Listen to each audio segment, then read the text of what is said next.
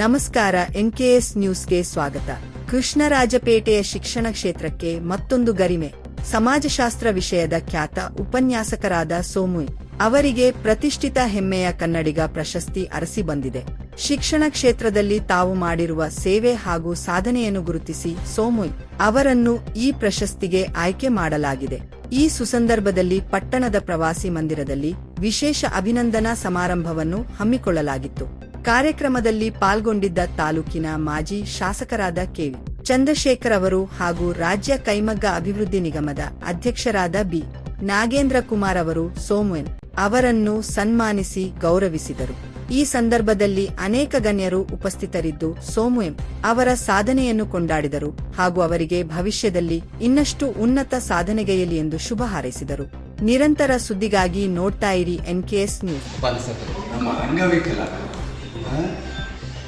ಎಲ್ರಿಗೂ ಈ ಸ್ಫೂರ್ತಿ ಪ್ರತಿಯೊಬ್ಬರಿಗೂ ಕಾಲು ಕೈ ಎಲ್ಲ ಚೆನ್ನಾಗಿರೋರು ಬರಬೇಕು.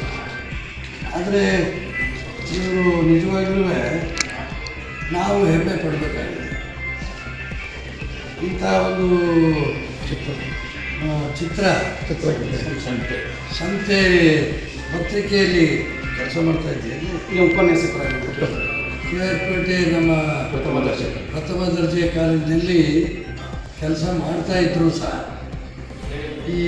ಇಂತಹ ಒಂದು ಕಾರ್ಯಕ್ರಮಕ್ಕೆ ಒಂದು ಗೌರವ ತಂದಿರತಕ್ಕಂಥದ್ದಕ್ಕೆ ನಾವು KR ತಾಲೂಕಿನ ಪರವಾಗಿ ಸೋಮು ಅನ್ನೋನ್ನು ಅಭಿನಂದಿಸಬೇಕಾಗಿದೆ. ಎಲ್ಲರೂ ಒಟ್ಟಾರೆ ಈತನಿಗೆ ಪ್ರೋತ್ಸಾಹ ಮಾಡಬೇಕು ಅಂತೇಳಿ ವಿನಂತಿ. ಅವರು ನಮ್ಮ ತಾಲೂಕಿನ ಸೋಮು ಉಪನ್ಯಾಸಕರು. ಇವರು ಸರ್ಕಾರಿ ಪ್ರಥಮ ದರ್ಜೆ ಕಾಲೇಜು KR. ಇವರ ವಿವಿಧ ರಂಗದಲ್ಲಿ ಅತ್ಯುತ್ತಮವಾಗಿ ಸೇವೆ ಸಲ್ಲಿಸ್ತಕ್ಕಂಥ ಒಂದು ಗುಣವನ್ನು ನೋಡಿ ಅವರ ಸೇವೆಯನ್ನು ಪರಿಗಣನೆಗೆ ತಗೊಂಡು ಇವತ್ತು ಅವರಿಗೆ ಪ್ರಶಸ್ತಿಯನ್ನು ಕೊಟ್ಟಿದ್ದಾರೆ. ಇದು ನಮ್ಮ ತಾಲೂಕಿಗೆ ಒಂದು ಗೌರವ ತರ್ತಕ್ಕಂಥ ವಿಚಾರ.